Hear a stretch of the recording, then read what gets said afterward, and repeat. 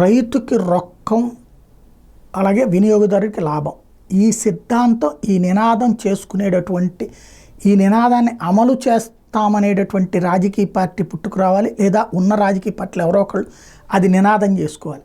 ఆ రోజున మాత్రమే రాష్ట్రం బాగుపడుతుంది, రైతు బాగుపడతాడు, వినియోగదారు బాగుపడతాడు. నేను గత 10 ఏళ్లలో ఎన్నోసార్లు ప్రస్తావించిన అంశం, ఏ ప్రభుత్వాలు వచ్చినా సరే కేవలం పైన మాటలు తప్పించి ప్రాక్టికల్గా చెయ్యని అంశం.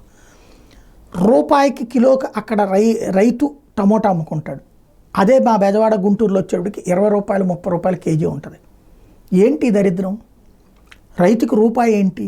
రైతుకు ఇప్పుడు రైతు దగ్గర నుంచి 9 రూపాయలకు 8 రూపాయలకు కొనుక్కోమని రాష్ట్ర ప్రభుత్వం చెప్పిందంట. అది మళ్ళీ ఏ బ్రోకరో గ్యాదర్ చేసి అమ్ముతాడు. రైతుకి అదే టమోటాలు రైతుకి 10 రూపాయలు ఇచ్చి తీసుకుని ఇదే రాష్ట్ర ప్రభుత్వం మనందరికీ 4 లారీలు పట్టుకొచ్చి మన ఏరియాలన్నిటిలో అమ్మితే ఎట్లా ఉంటుంది? లారీ ఖర్చు ప్రభుత్వం పెట్టుకో, లేదా ఇంకో 2 రూపాయలు వేసి 12 రూపాయలకి అమ్మితే రాష్ట్ర ప్రభుత్వం బోర్డు పెట్టండి, చంద్రబాబు గారి బొమ్మ, పవన్ కళ్యాణ్ బొమ్మ పెట్టండి శుభ్రంగా. సివిల్ సప్లైస్ డిపార్ట్మెంట్ ఉంది, అటు పక్కన అగ్రికల్చర్ డిపార్ట్మెంట్ ఉంది. అవసరమైతే అచ్చెన్నాయుడు, నాదెళ్ల మనోహర్ బొమ్మ పెట్టండి, అందరికి ఇవ్వండి.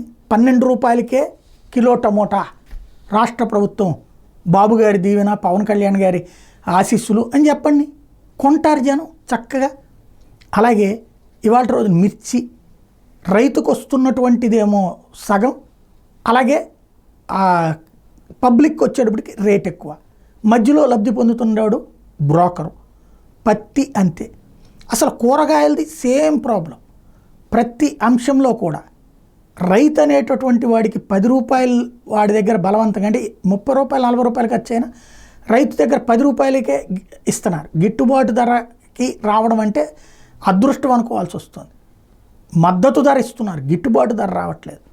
అదే సందర్భంలో వినియోగదారుడికి అందుతుంది. ఇప్పుడు ఫర్ ఎగ్జాంపుల్ బియ్యమే ఉంది, సన్న బియ్యమే ఉంది.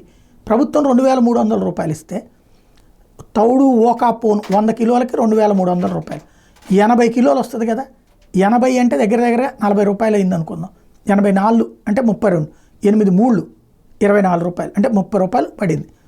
శుభ్రంగా రాష్ట్ర ప్రభుత్వం ఆ బియ్యాన్ని తీసుకుని, ఆ సన్న దాన్ని, ఆ బియ్యం అంతా ఏది ఇదంతా ధాన్యం అంతా తీసుకుని మనకి 40 రూపాయలకి బియ్యం వేయండి, సన్న బియ్యం. దాని మీద కూడా చంద్రబాబు గారి బొమ్మ, పవన్ కళ్యాణ్ బొమ్మ పెట్టుకోండి. సన్న బియ్యం 40 రూపాయలకి ఇస్తే సచ్చినప్పుడు వ్యాపారి కూడా 40 రూపాయలకు 45 రూపాయలకు అమ్ముతాడుగా. అప్పుడు తింటాం కదా. 44 రూపాయలు అక్కడ కేంద్ర ప్రభుత్వం ఇస్తుంది, ఏది మద్దతు ధర. ఆ 44 రూపాయలకే ధాన్యం సేకరణ కదా, బియ్యం సేకరణ కదా. ఆ 44 రూపాయలు పెట్టి 40 రూపాయలు పెట్టి కొనుక్కు 4 రూపాయలు ట్రాన్స్పోర్టేషన్ పెట్టుకుని ప్రభుత్వం ఇవ్వచ్చు కదా. తినే బియ్యం ఇస్తే కనుక ఈ రేషన్ కుంభకోణమే ఉండదు కదా. ఎందుకు చెయ్యరు అంటే గ్రౌండ్ లెవెల్ ఇష్యూస్ ప్రభుత్వాలు పట్టించుకో. మెరమెచ్చు మాటలు, మెరమెచ్చు మీడియా హడావిడి తప్పించి నిజాయితీతో, చిత్తశుద్ధితో అన్నటువంటి రాజకీయ పార్టీల్లో మీడియా లేకపోవడం ప్రజలకి శాపం.